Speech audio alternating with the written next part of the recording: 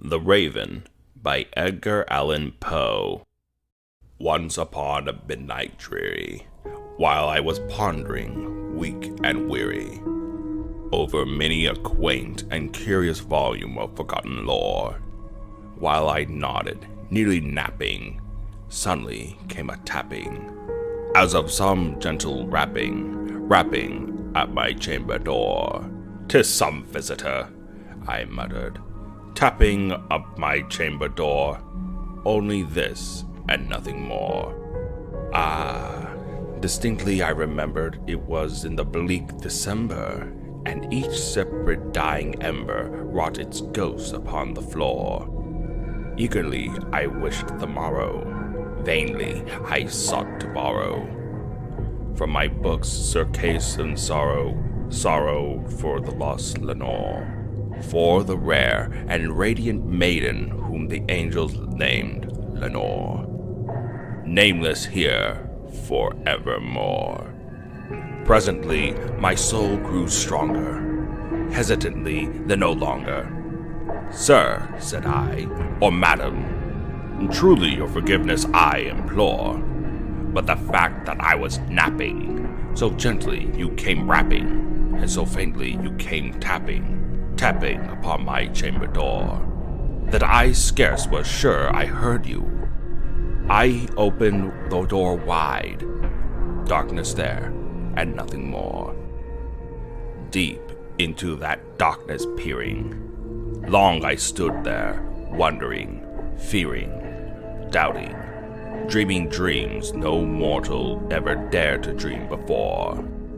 But the silence was unbroken, and the stillness gave no token, and the only word there was spoken was the whispered word, 'Lenore?' This I whispered, and an echo murmured back the word, 'Lenore,' merely this and nothing more. Back into the chamber turning, all my soul within me burning, soon again I heard a tapping, somewhat louder than before. "Surely," said I, "surely that is something at my window latest. What thereat is, and this mystery explore. Let my heart be stilled a moment, and this mystery explore. 'Tis the wind, and nothing more." Open here I flung the shutter, when, with many a flirt and flutter, in there stepped a stately raven of saintly days of yore.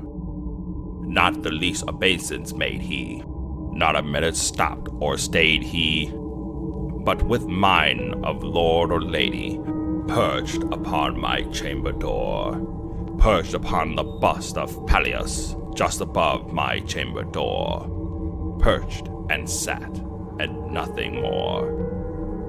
Then this ebony bird beguiled my sad fancy into smiling, by the grave and stern decorum of the countenance it wore.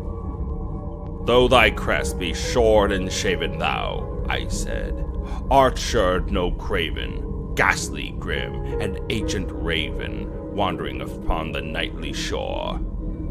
Then tell me, what thy lordly name upon the night's Pelodium shore?" Quoth the raven, "Nevermore." Much I marvel at this ungainly fowl to hear disclosure so plainly, though its answer little meaning, little relevancy bore, for we cannot help agreeing that no human being ever yet was blessed with seeing the bird upon his chamber door, bird or beast upon the sculptured bust above his chamber door, with such a name as Nevermore.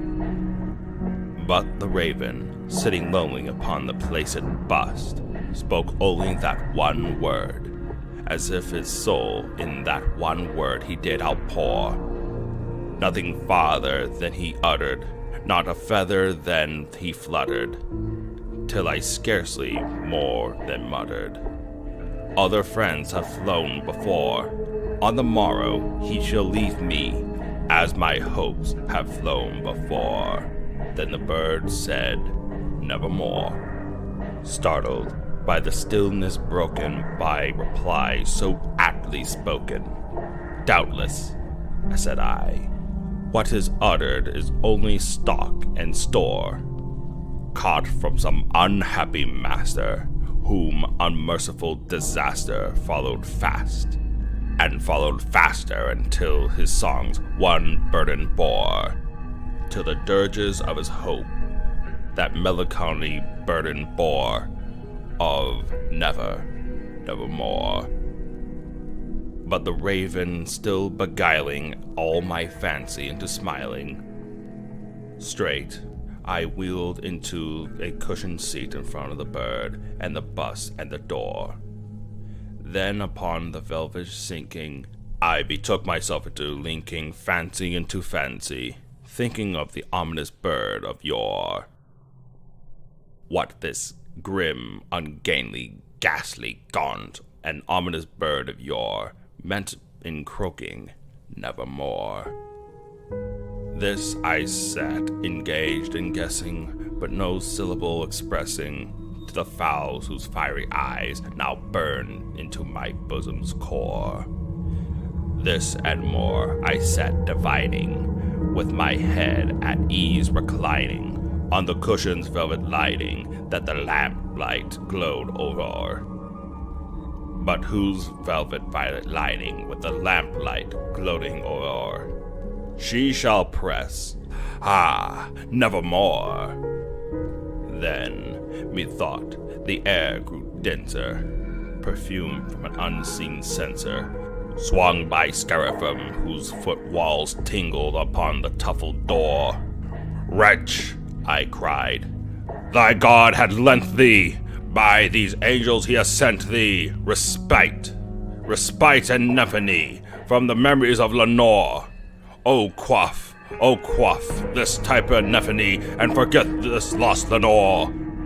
Quoth the raven, nevermore. "Prophet," I said, "evil thing, the prophet still, if the bird or devil, whether tempter sent, or whether tempest tossed thee here ashore, desolate yet all undaunting, upon this desert land enchanted, on this home by horror haunted, tell me truly, I implore, is there a balm in Gilead? Tell me, I implore." Quoth the raven, nevermore. "Prophet," said I, "thing of evil, prophet still, if bird or devil, by the heaven that bends above, by that God we adore. Tell this soul with sorrow laden, if within the distant Aidenn it shall clasp a sainted maid, whom the angels named Lenore. Clasp a rare and radiant maiden, whom the angels named Lenore." Quoth the raven, nevermore. "Be that word our side of parting, bird or fiend," I shrieked, upstarting. "Get thee back into the tempest and the night Plutonian shore. Leave no black plume as a token that you lie thy soul hath spoken. Leave my loneliness unbroken. Quit the bus above my door. Take thy beak from out my heart, and take thy form from off my door." Quoth the raven, nevermore. And the raven, never flitting, still is sitting upon the placid bust of Pallas just above my chamber door. And his eyes have all the seemings of a demon that is dreaming, and the lamplight over him, streaming, throws his shadow upon the floor. And my soul out that shadow lies floating on the floor, shall be lifted nevermore.